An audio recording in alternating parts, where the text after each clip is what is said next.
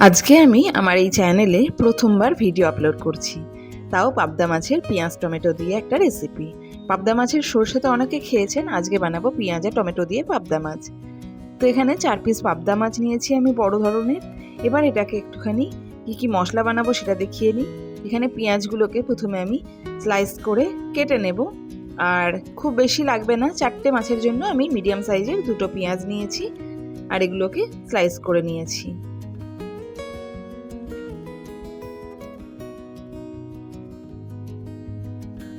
আর এর মধ্যে দিয়ে দেব একটা টমেটো, বড় ধরনের টমেটো নিয়েছি, সেটাকে কুচি করে নিয়েছি।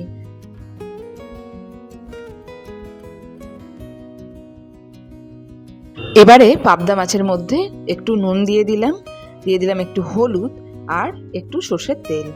সর্ষের তেল দিয়ে দিলে কিন্তু মানে যেটা মাছ কড়াইয়ে দেওয়ার সাথে সাথে যে ফুটে ওঠে বা তেল ছেটায় সেটা কিন্তু ছিটবে না, খুব সুন্দর হয়ে যাবে। আর এখানে আমি এই যে টমেটো, জিরে, আদা আর কাঁচা লঙ্কা এটার একটা পেস্ট বানিয়ে নেব। আর এখানে আমি মাছগুলোকে ভাজতে দিয়েছিলাম, তো দেখুন কি সুন্দরভাবে এক পিঠ ভাজা হয়ে গেছে এবং খুব সুন্দর কালার এসে গেছে। মাছটা কিন্তু খুবই টাটকা। তো 2 পিঠ ভালোভাবে ভেজে নিয়েছি।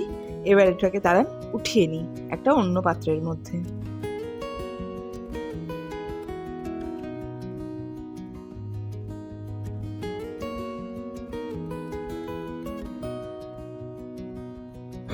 তো এবারে যে পাত্রের মধ্যে মাছটাকে ভাজলাম সেখানে আর একটু সর্ষের তেল দিলাম, কালো জিরে ফোড়ন দিলাম 1 চামচ মতো, আর দিলাম পেঁয়াজের কুচি ফোড়নে। এবার পেঁয়াজটা হালকাভাবে ভেজে নেব।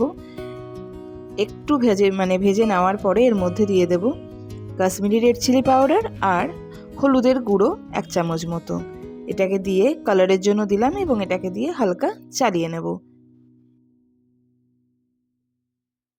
এবার মশলাটাকে ভালো করে কষিয়ে নেব তেলের মধ্যে, যাতে কাঁচা গন্ধ হলুদের না থাকে। এবার দেখুন কি সুন্দরভাবে ভাজা হয়ে গেছে। গ্যাসটাকে একদম কম করে নিয়েছিলাম। এখানে আমি বেটে রাখা টমেটো, জিরে, কাঁচা লঙ্কা আর টমেটো এর পেস্টটা দিয়ে দিলাম। এবার এটাকে বেশ কিছুক্ষণ চালিয়ে নেব আর ভালোভাবে চালাতে থাকবো কন্টিনিউ, যাতে লেগে না যায়। আর দেখুন দেওয়ার সাথে সাথে কি সুন্দর তেলটা চারপাশ থেকে ছড়াতে লেগেছে এবং তেলটা কিন্তু ওপরে উঠছে, মানে এবার দেখুন ভাজাটা কিন্তু অনেকটাই হয়ে গেছে এবং যা মশলা ছিল তার কাঁচা গন্ধও কিন্তু প্রায়ই চলে গেছে। এবারে স্বাদের জন্য দিয়ে দিচ্ছি হচ্ছে 1 চামচ নুন, যেমন আপনি নুন পছন্দ করেন সেই অনুপাতে নুন দেবেন। আর একটু চিনি দিলাম, কারণ চিনি দিলে কিন্তু টমেটো দেওয়া আছে, খুব সুন্দর লাগবে খেতে। আর যারা চিনি পছন্দ করেন না স্কিপ করে দেবেন চিনিটাকে। এবার চিনি এবং নুন দুটো মিলিয়ে দেওয়ার পরে এর মধ্যে একটু জল দিয়ে দেব যাতে মাছটা ফোটে সেই জন্য। আর এর মধ্যে জলের পরিমাণ আমি একটু থকথকে টাইপের রাখবো, আপনারা চাইলে একটু ঝোলও রাখতে পারেন, তাতেও কোনো অসুবিধা নেই। তো ঝোলটা যখন ফুটতে লাগবে তার মধ্যে দিয়ে দিচ্ছি হচ্ছে ভেজে রাখা মাছগুলোকে।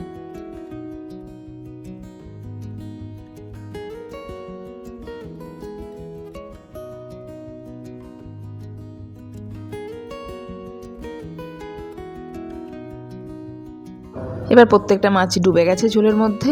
এবার এটাকে 2-3 মিনিট রান্না করে সার্ভ করে নিয়েছি এবং বলেছিলাম একটু মাখা মাখা বানাবো, তো তার জন্য দেখুন খুব সুন্দরভাবে মাখা মাখা পাবদা মাছের পেঁয়াজ আর টমেটো দিয়ে এই রেসিপিটা বানিয়ে নিয়েছি। আমাদের বাড়িতে তো সবাই প্রচণ্ড পছন্দ করেছে। আর আপনাদের কেমন লাগলো আমার প্রথম ভিডিও এবং পাবদা মাছের রেসিপি জানাতে যেন ভুলবেন না।